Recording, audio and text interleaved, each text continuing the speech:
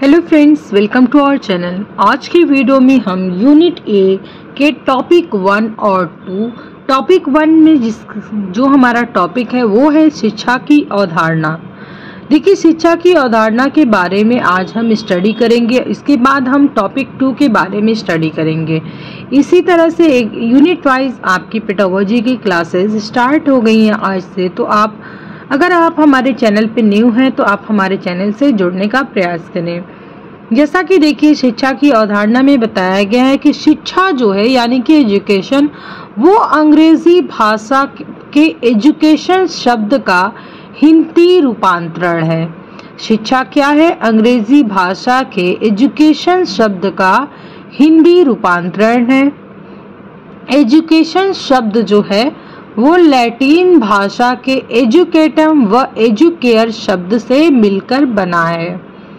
देखिए, एजुकेटम शब्द का शाब्दिक अर्थ है अंदर से बाहर की ओर, यानी कि हमारे जो अंदर का ज्ञान है उसको बाहर की तरफ लेकर आना क्या कहलाता है? एजुकेशन कहलाता है। यही हमारी शिक्षा की अवधारणा है। एजुकेयर का शाब्दिक अर्थ है पोषित करना, यानी कि प्रदान करना।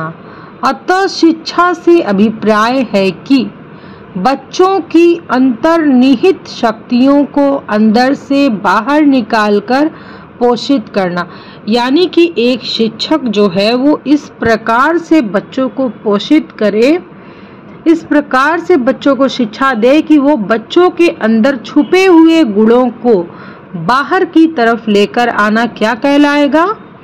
ये हमारा शाब्दिक अर्थ है। यानी कि शिक्षा से अभिप्राय जो है कि वो बच्चों की अंतर्निहित, यानी कि अंदर जो उन बच्चों को तो नहीं पता है, छोटा बच्चा है उसे बिल्कुल भी नहीं पता है कि उसके अंदर क्या क्या गुण पाए जाते हैं। ये एक शिक्षक का काम है कि वो अपने बच्चे को पहचाने, उसके अंदर जो गुण पाए जाते हैं वो उसको पहचान कर उसको बाहर की तरफ निकालना, ये एक सक्षम शिक्षक का कार्य है। शिक्षा, देखिए शिक्षा क्या है, क्यों और कैसे दी जाए, ये इकाइयों से परिचय में पढ़ेंगे हम। अब देखिए, टॉपिक 2 हमारा है शिक्षा के उद्देश्य। ये हम पढ़ने वाले हैं क्या? टॉपिक 2 यानी कि वर्तमान शिक्षा के उद्देश्य। बच्चों की अंतर्निहित शक्तियों का सर्वांगीण विकास करना, जिससे वह सफल सामाजिक प्राणी बन सके। यानी कि हम बच्चों की जितनी भी अंतर्निहित शक्तियां हैं, यानी कि जितने भी गुण पाए जाते हैं, वो हमें बाहर की तरफ निकाल कर उन्हें एक सफल सामाजिक प्राणी बना सके, यानी कि एक अच्छा इंसान बना सके। ये क्या है? ये हमारे वर्तमान शिक्षा का उद्देश्य है। ये अब देखिए, विकास के पक्ष। विकास के कौन कौन से पक्ष हैं? पहला नंबर हमारा है शिक्षा शारीरिक पक्ष, दूसरा है मनश्चालक या मनोगतात्मक या गामक या मनोगातिक पक्ष, तीसरा है संज्ञानात्मक पक्ष या मानसिक या बौद्धिक विकास, चौथा है भावात्मक या संवेगात्मक विकास, पांचवा है सामाजिक विकास, छठवां है नैतिक या चारित्रिक विकास, सातवां है भाषाई विकास। देखिए, पहला जो हमारा क्या था वो था शारीरिक विकास। क्या, क्यों और कैसे, ये 3 सवाल हमारे मन में आते हैं कि शारीरिक विकास क्या है, शारीरिक विकास क्यों होता है और कैसे होता है। अब हम देखिए पहले प्रश्न की तरफ आते हैं। शारीरिक विकास क्या है? छात्रों के स्वस्थ बनाना, यानी कि छात्रों को स्वस्थ बनाना ही क्या है? शारीरिक विकास है। दूसरा क्वेश्चन हमारा ये बनता है कि शारीरिक विकास क्यों आवश्यक है? देखिए, एक वैज्ञानिक थे अरस्तु, उनके अनुसार बता रहे हैं, अरस्तु ने कहा कि स्वस्थ शरीर में ही स्वस्थ मस्तिष्क का निर्माण होता है। उन्होंने कहा कि अगर आपका शरीर स्वस्थ है तो आपका मस्तिष्क भी स्वच्छ ही रहेगा, स्वस्थ रहेगा। देखिए जब तक आपके यानी कि अगर आपकी तबीयत खराब है, मान लीजिए फॉर एग्जांपल, तो क्या आपका मस्तिष्क यानी कि माइंड किसी चीज़ में लगेगा? आपका मन किसी भी चीज़ में तब तक नहीं लगेगा जब तक कि आपकी तबीयत बिल्कुल भी फ्रेश ना हो जाए। अगर आपकी तबीयत फ्रेश है तो आपका माइंड भी सही प्रकार से वर्क करेगा। तो वही अरस्तु जी ने बताया है कि स्वस्थ शरीर में स्वस्थ मस्तिष्क का निर्माण होता है। अतः विकास के सभी पक्ष एक दूसरे को प्रभावित करते हैं, यानी कि विकास के जितने भी पक्ष हैं वो क्या है, एक दूसरे को प्रभावित करते हैं। थर्ड क्वेश्चन हमारा जो है, शारीरिक विकास कैसे करें। अब देखिए कैसे करना है। पहला पॉइंट हमारा है अच्छी आदतों का निर्माण करके, यानी अच्छी आदतों का निर्माण करके। दूसरा है संतुलित आहार के द्वारा। तीसरा है नियमित चिकित्सीय जांच के द्वारा, यानी कि टाइम टू टाइम हमें क्या करना चाहिए, चिकित्सीय जांच करवाना चाहिए। बॉडी की जितने भी चेकअप मेन होते हैं ये सारे, कि कब हमें कौन सा प्रॉब्लम है, उसके अनुसार हम अपने आप को स्वस्थ रखेंगे। अब देखिए मंच चालक विकास, दूसरा पॉइंट हमारा है मंच चालक विकास क्या होता है।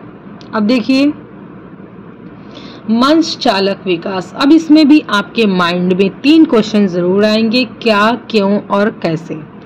पहला क्वेश्चन की तरफ हम आते हैं। पहला क्वेश्चन हमारा है मंच चालक विकास क्या है। देखिए शरीर के अंगों में संबंध का विकास, यानी शरीर के अंगों में समन्वय का विकास क्या है, मंच चालक विकास है। दूसरा क्वेश्चन है मंच चालक विकास क्यों आवश्यक है। देखिए जीवन के विभिन्न क्षेत्रों में शरीर के अंगों के समन्वय की आवश्यकता होती है। अभी आपके मन में क्वेश्चन आ रहा होगा कि समन्वय क्या होता है। मैं आपको बताती हूँ कि समन्वय क्या होता है। जैसा कि मैंने बताया कि समन्वय देखिए किसी संस्था के उद्देश्य की पूर्ति के लिए उसकी विभिन्न क्रियाओं में सामंजस्य व तालमेल स्थापित करना क्या कहलाता है, समन्वय कहलाता है। अब देखिए आगे बढ़ते हैं। अब देखिए मंच चालक विकास क्यों आवश्यक है। मंच चालक विकास क्यों आवश्यक है। जीवन के विभिन्न क्षेत्रों में शरीर के अंगों के समन्वय की आवश्यकता होती है, जैसे कि लिखने के साथ साथ पढ़ना भी हमें आना जरूरी है, रोटी बनाना, चलना, शून्य चिकित्सा आदि। प्रश्न हमारा है मंच चालक विकास कैसे करें। शरीर के अंगों में समन्वय का अभ्यास कराएं, यानी कि शरीर के अंगों को जैसे कि उसकी विभिन्न क्रियाओं से तालमेल का स्थापित करवाएं। शारीरिक खेलों का आयोजन करें, यानी कि जितने भी शारीरिक खेल आते हैं वो बच्चों को खिलवाने चाहिए। अब देखिए संज्ञानात्मक विकास क्या होता है। संज्ञानात्मक विकास, प्रश्न है संज्ञानात्मक विकास क्या है। थर्ड पॉइंट हमारा है ये। संज्ञान शब्द का अर्थ है जानना, समझना और अवबोध करना। अतः संज्ञानात्मक विकास का अर्थ है समझ का विकास। संज्ञान से आप समझ जाइएगा, संज्ञान जो है वो हमारे समझ का विकास है। संज्ञानात्मक, संज्ञान से समझ है और विकास यानी कि समझ का विकास। प्रश्न है संज्ञानात्मक विकास क्यों करें। क्योंकि जिससे छात्र के जीवन में आने वाली समस्याओं के समझ सके, यानी कि छात्र अपने जीवन में आने वाली समस्याओं को समझ सके और उसका समाधान कर सके, इसलिए संज्ञानात्मक विकास आवश्यक है। फिर अगेन दूसरा हमारा क्वेश्चन बनता है संज्ञानात्मक विकास कैसे करें। देखिए समस्या समाधान के ज़्यादा से ज़्यादा अवसर के लिए संज्ञानात्मक विकास आवश्यक है। जैसे कि मैं आपको बता रही हूँ, देखिए इस तरह से पहले हम एक योजना का निर्माण करेंगे, यानी कि समस्याओं के समाधान का ये चक्र है। पहले तो हम सबसे पहले समस्या की पहचान करेंगे, फिर समस्या के प्रति जागरूक होंगे कि समस्या कौन सी है, कैसी है, इसके बारे में हम जागरूक होंगे। फिर समस्या का विश्लेषण, यानी कि समस्या को छोटे छोटे खंडों में बांटना कि किस प्रकार की समस्या है, कैसे इसका हल होगा, क्या करना चाहिए, क्या नहीं करना चाहिए, ये हमारी योजना है, यानी कि ये हम योजना बना रहे हैं। फिर योजना का क्रियान्वयन, यानी कि जो हमने योजना बनाई है हम उस योजना पर कार्य करेंगे। फिर उसकी योजना की पहचान करेंगे, जिससे हमारी समस्या का समाधान हो जाएगा, योजना का मूल्यांकन हो जाएगा और हमारी जो समस्या है वो उसकी पहचान हो जाएगी और उसकी पूर्ति हो जाएगी। ये रहा आपका समस्या समाधान का चक्र। अब देखिए कक्षा कक्ष में सर्वाधिक विकास जो है वो संज्ञानात्मक विकास के द्वारा संभव है, यानी कि समझ के विकास। कक्षा में अगर बच्चा समझदार है तो उसका विकास ज़्यादा से ज़्यादा होगा। अब देखिए हमारा है भावात्मक विकास। क्या है भावात्मक विकास? भावात्मक विकास क्या है? भावात्मक विकास क्या है? भावों को समझना व उनका प्रबंधन करने का विकास क्या है? भावात्मक विकास है। जैसे क्रोध कब, किससे और कितनी देर तक रहता है और किस प्रकार का भय होता है वो। अब देखिए भावात्मक विकास क्यों करें? भावात्मक समस्याओं का सफलतापूर्वक सामना करने के लिए भावात्मक विकास होता है। ठीक है, फिर नेक्स्ट क्वेश्चन हमारा है भावात्मक विकास कैसे करें? भावात्मक समस्याओं का समाधान करने के ज़्यादा से ज़्यादा अवसर है। अब देखिए सामाजिक विकास, 5वां पॉइंट है हमारा सामाजिक विकास। ये सारा हम यूनिट ए के अंदर पढ़ रहे हैं ना, यूनिट ए और यूनिट ए के अंदर टॉपिक 1 पढ़ चुके हैं हम, ये हमारा टॉपिक 2 है, आप इसको याद रखिएगा। अब देखिए सामाजिक विकास क्या है? समाज से समायोजन सिखाना, यानी कि समाज से समायोजन सिखाना, समाज के साथ, समाज के लोगों के साथ तालमेल बनाए रखना, स्वयं की संस्कृति को जानना व उनमें रहने का तरीका सीखना। जैसा कि मैंने बताया, लोगों से तालमेल बनाए रखना, लोगों से दोस्ती या जो कुछ भी समाज लोगों के साथ रहने का सलीका सीखना, ये सब हमारा सामाजिक विकास है। अब देखिए संस्कृति, पहला है मूल्य, दूसरा है विश्वास, यानी कि वैज्ञानिक दृष्टिकोण से, जैसे कि मेहनत करने से सफलता मिलती है। जाहिर है आप मेहनत करोगे तो आपको सफलता प्राप्त होगी। तीसरा है व्यवहार, चौथा है भौतिक वस्तुओं का प्रयोग करना।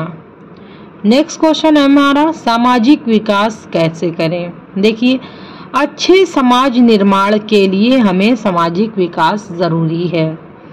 नेक्स्ट क्वेश्चन है कि सामाजिक विकास कैसे करें? देखिए प्राथमिक अभिकर्ता जो है, सामाजिक विकास 2 प्रकार से होगा, प्राथमिक अभिकर्ता और द्वितीयक अभिकर्ता। प्राथमिक अभिकर्ता में देखिए आएगा परिवार। पहले हमारा प्राथमिक अभिकर्ता क्या क्या है? परिवार है, मूल्य है, व्यवहार है और विश्वास हमारा है। द्वितीयक अभिकर्ता जो है वो हमारा है, सबसे पहले देखिए बच्चा ना परिवार से सीखता है, माता पिता से और अपने आसपास के लोगों से रहने, यानी ये फर्स्ट प्रायोरिटी उसकी है। प्राथमिक अभिकर्ता है, परिवार है। पहला सबसे पहले ही बच्चे की शिक्षा कहाँ? माँ की गोद से प्रारंभ होती है। फिर द्वितीयक जो अभिकर्ता है वो है शिक्षक और विद्यालय, समवयस्क, मित्र, पुस्तकें, दूर संचार के साधन। देखिए, सामाजिक विकास के लिए परिवार के साथ मिलकर योजना बनाएं। यानी कि सामाजिक विकास की देखिए बैठ की योजना अगर बनाएंगे कि हमें किस प्रकार से रहना है, समाज के लोगों के साथ अपना संबंध किस प्रकार अच्छा बनाना है, इसकी योजना बनाएं। छठवां पॉइंट हमारा है नैतिक अथवा चारित्रिक विकास। प्रश्न हमारा है नैतिक विकास क्या है? देखिए, अच्छे मूल्यों का विकास करना। अब देखिए, मूल्य क्या होता है? वैल्यू। स्वयं को निर्देशित करने वाले नियमों का संग्रह। नैतिक नियमों का सिखाना नैतिक विकास है। देखिए, नैतिक विकास, नैतिक नियम क्या क्या है? समाज सम्मत नियम, जैसे कि समय का पालन करें, ईमानदार बने, कर्तव्यनिष्ठ बने और सदैव सत्य बोले। यानी कि एक अच्छे नैतिक और शारीरिक विकास के लिए हमें समय का पालन करना ज़रूरी है, ईमानदार बनना है, धोखा किसी से नहीं देना है और सारे कर्तव्यों का कर्तव्य जितने भी हैं उसको पालन करें उसको, और सदैव सत्य बोले। यानी कि झूठ से परहेज करें। एक झूठ से 100 झूठ बनते हैं, तो उससे अच्छा है कि हम सत्य बोले और सत्य के साथ रहें। देखिए, क्वेश्चन है नैतिक विकास क्यों करें? अच्छे समाज के निर्माण के लिए नैतिक विकास अत्यधिक जरूरी है। अब है नैतिक विकास कैसे करें? शिक्षक स्वयं नैतिक नियमों का पालन करें, यानी कि ईमानदार, कर्तव्यनिष्ठ और सत्यवादी बने। मूल्य वाली अच्छी कहानियां, नाटक, निबंध आदि पर चर्चा करें। कोहलबर्ग के अनुसार, देखिए कोहलबर्ग ने क्या बताया, एक वैज्ञानिक हैं कोहलबर्ग, उन्होंने बताया कि नैतिक विकास के लिए छात्रों को नैतिक तर्कणा के अवसर देने चाहिए। नैतिक तर्कणा अब देखिए क्या होती है?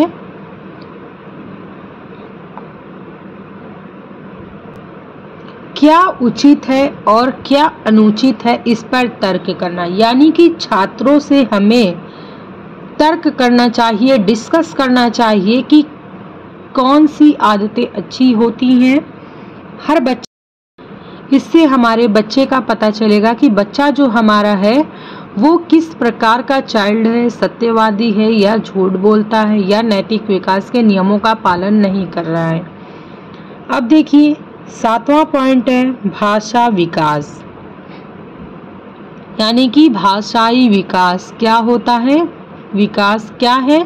भाषा के आधारभूत कौशलों का विकास करना ही भाषाई विकास है। ये कि बहुत इम्पोर्टेंट है। मैंने जैसा कि बताया कि जितना भी इम्पोर्टेंट है, जिससे ज़्यादा से ज़्यादा आपके एग्ज़ाम में क्वेश्चन कनेक्ट करते हैं यानी कि आते हैं, वो आप उस पॉइंट पे आपको इम्पोर्टेंट लिखा हो।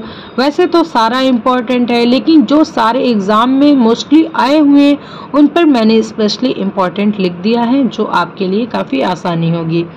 अब देखिए, भाषा के आधारभूत कौशल, सुनना, बोलना, पढ़ना, लिखना, ये सुबोपाली है। ठीक है, ये बहुत पूछता है, इसको आप ज़रूर नोट कर लीजिएगा और इसको ऐसे सीक्वेंस से इधर उधर जैसे लिखा रहता, पहले लिखना लिख देगा फिर पढ़ना, तो नहीं, बच्चा पहले सुनता है, सुन के बोलता है, फिर उसको पढ़ने का प्रयास करता है, उसके बाद लास्ट में वो लिखता है। प्रश्न है भाषाई विकास क्यों करें? प्रभावी संप्रेषण के लिए भाषाई विकास जरूरी है। अब देखिए, भाषाई विकास कैसे करें? समृद्ध भाषाई वातावरण का विकास करके क्या होगा? हमारा भाषाई विकास होगा। यहाँ पर हमारा टॉपिक 1 और 2 कंप्लीट होता है। यानी कि शिक्षा की अवधारणा और वर्तमान शिक्षा के उद्देश्य, ये हमारा कंप्लीट हो रहा है। नेक्स्ट वीडियोस में हम टॉपिक 3 के बारे में स्टडी करेंगे। मैं आपको थोड़ा सा उसके बारे में डिटेल से बताऊंगी। टॉपिक 3 हमारा होगा नेक्स्ट, शिक्षा और मनोविज्ञान में संबंध। ये है मनोविज्ञान की अवधारणा, इसमें जिसमें पहली हेडिंग होगी हमारी मनोविज्ञान की अवधारणा। ये हमारा टॉपिक 3 है। वीडियोस पसंद आई हो तो प्लीज़ लाइक करिएगा, शेयर करिएगा और टॉपिक 3 के लिए रेडी रहिएगा। Thank you for watching.